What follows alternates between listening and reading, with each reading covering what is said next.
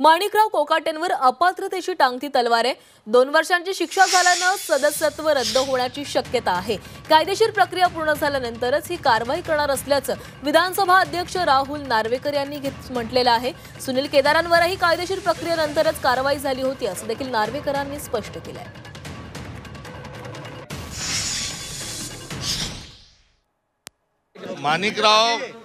माणिकराव कोकाटेजींना काल कोर्टाने शिक्षा दिल्यानंतर तात्काळ स्वरूपात सरकारने त्यांना बरखास्त केलं पाहिजे आणि ही बरखास्ती जी आहे ही मागणी ही राजकीय स्वरूपाची नाही।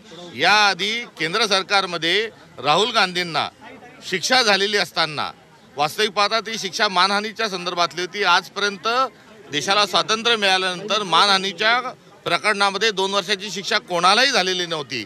मात्र इतपर ती शिक्षा झाल्यानंतर लोकसभेच्या सचिवालयाने काय केलं तर तो निकाल आणून घेऊन रात्री सचिवालय उघडं ठेवलं। रात्रीच त्यांचं खासदारकी त्यांची रद्द केली।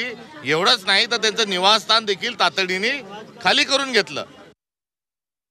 संपूर्ण कायदेशीर प्रक्रिया पाळली जाणार आहे।